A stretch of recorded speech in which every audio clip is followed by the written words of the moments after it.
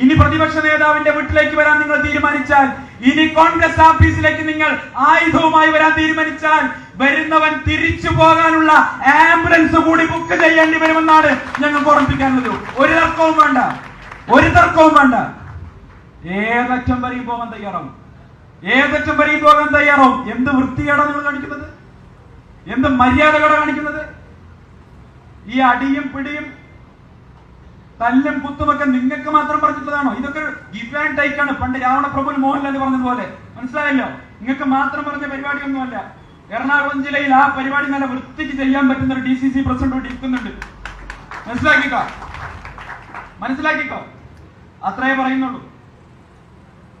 അതുകൊണ്ട് ആ ഭീഷണിയും വിരട്ടലും ഒന്നും പ്രതിപക്ഷ നേതാവിന്റെ നേർക്ക് വേണ്ട, VD സതീശന്റെ നേർക്ക് വേണ്ട എന്നാണ് എനിക്ക് CPM-നെയും DYFI-യും ഓർപ്പിക്കാനുള്ളത്. ഒരു തരത്തിലുള്ള ഭീഷണിയും വേണ്ട.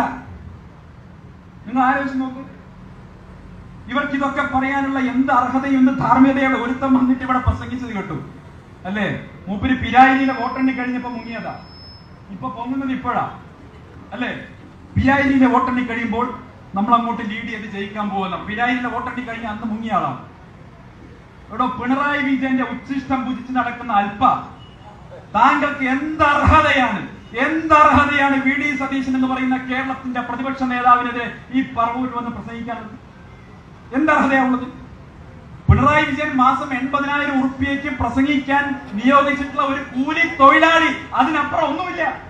80,000 രൂപ വാങ്ങിയിട്ട, അതിലപ്പുറം ഒന്നുമില്ല.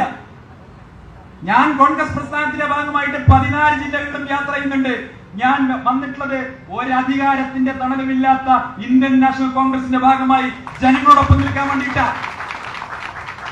സീറ്റ് വാങ്ങി, തെരഞ്ഞെടുപ്പിൽ തോൽക്കുമെന്ന് ഉറപ്പുള്ള ഒരു സീറ്റ് വാങ്ങി, തോറ്റതിന് ശേഷം LDF-ന്റെ ചെലവിൽ പോയി 80,000 രൂപ ശമ്പളവും വാങ്ങിയിരിക്കാൻ നിങ്ങളെക്കാൾ കൂടുതൽ എനിക്ക് കിട്ടുമായിരുന്നു. മനസ്സിലായല്ലോ?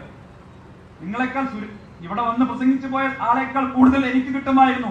പക്ഷേ അദ്ദേഹത്തെ പോലെ അഭിമാനം വെച്ചുകൊണ്ട് അവിടെ പോകാൻ ഞാൻ തയ്യാറായില്ല. ഞാൻ തയ്യാറല്ല. ഞാൻ അദ്ദേഹത്തോട് ചോദിക്കാൻ ആഗ്രഹിക്കുന്നത്, നിങ്ങൾ ഏത് ആളുകളുടെ കൂടെ നിന്നിട്ടാണ് പ്രതിപക്ഷ നേതാവിനെ ആക്ഷേപിക്കുന്നത്? അദ്ദേഹം പ്രതിപക്ഷ നേതാവിന് കുറെ വിശേഷണങ്ങളൊക്കെ കൊടുത്തു കേട്ടു. അദ്ദേഹത്തോട് എനിക്ക് പറയാനുള്ളത്, കേരളത്തിലെ ജനങ്ങളുടെ മനസ്സിൽ ജീവിക്കുന്ന ഒരു VD സതീശനുണ്ട്. കേരളത്തിലെ പാവപ്പെട്ടവന്റെ പ്രതീക്ഷയായിട്ടുള്ള ഒരു പ്രതിപക്ഷ നേതാവുണ്ട്.